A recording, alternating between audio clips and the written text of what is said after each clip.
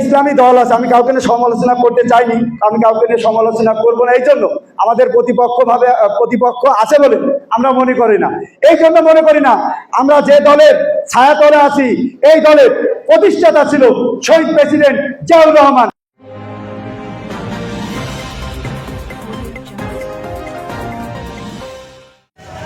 ঝিনাইদহ সদর উপজেলার কালীচরণপুর ইউনিয়ন পরিষদে স্বেচ্ছাসেবক দলের এক মতবিনিময় সভা অনুষ্ঠিত হয়েছে।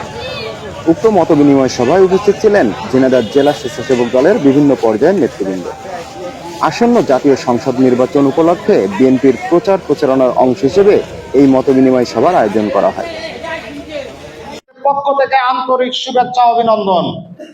সংগ্রামী প্রিয় উপস্থিতি, আজকের এই অনুষ্ঠান আসলে একটি ছোটখাটো জনসভায় পরিণত করা হয়েছে।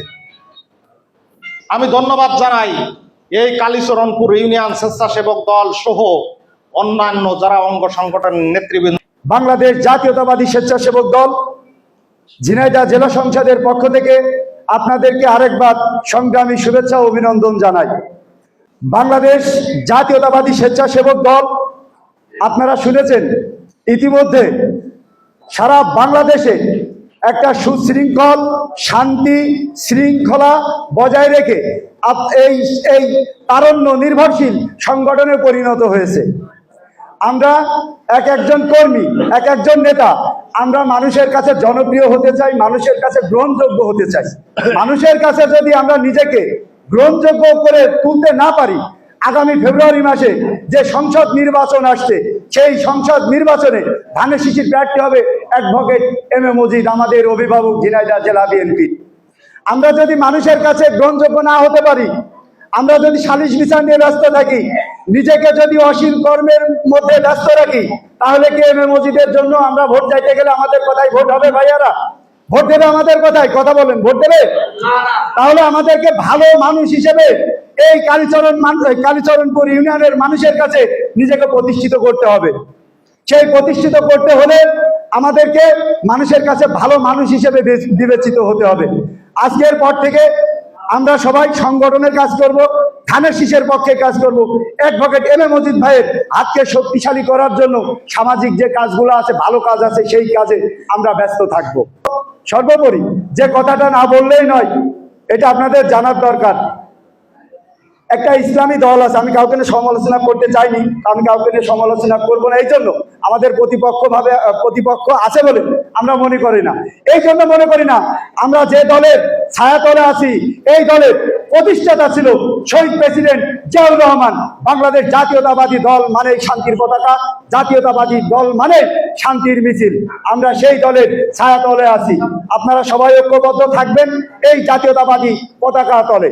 যাই হোক, এই যে একটা ভণ্ডামি একটা দল আছে, পাকিস্তানি মৌদুদি দল, এরা কিন্তু ইসলামের দোহাই দিয়ে, আপনারা দেখছেন বিভিন্ন বন্ধ ঘরে এই দরজা বন্ধ করে তারা একটা মেয়ে একটা পুরুষ, তারা হলো জান্নাতের হুর পরি নিয়ে, যাই হোক মিটিং আলোচনা করছে মানে জান্নাতের টিকিট দেওয়ার জন্য। আপনারা বিভিন্ন সোশ্যাল মিডিয়ায় দেখেছেন, এখন প্রত্যেকের হাতে একটা করে অ্যান্ড্রয়েড ফোন আছে, আপনারা সবাই দেখেছেন।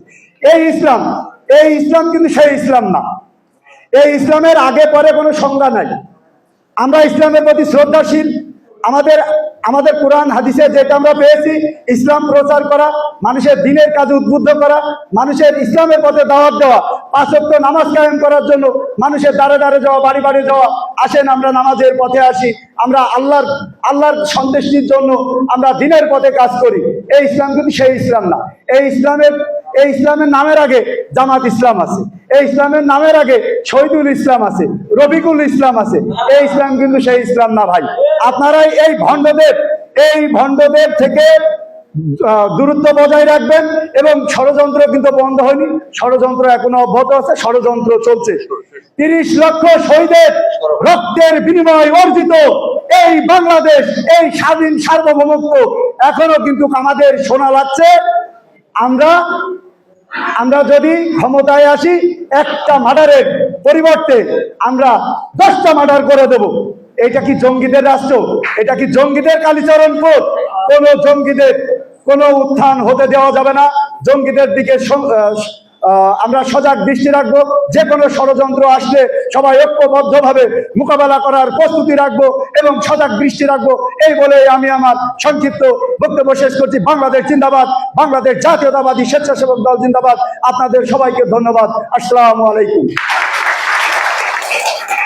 যতদিন পর্যন্ত আমাদের নেতা জনাব তারেক রহমানকে বাংলাদেশের প্রধানমন্ত্রী বানাইতে না পারছি, যতদিন পর্যন্ত এদেশের মানুষের গণতন্ত্র পুনরুদ্ধার করতে না পারছি, যতদিন পর্যন্ত এদেশের মানুষের ভোটের অধিকার আদায় করতে না পারছি, যতদিন পর্যন্ত এদেশের মানুষের নিত্য প্রয়োজনীয় দ্রব্য দাম কমাইতে না পারছি, ততদিন পর্যন্ত আমাদের সজাগ থাকতে হবে। রাজপথে আমরা ছিলাম, রাজপথে থাকতে হবে।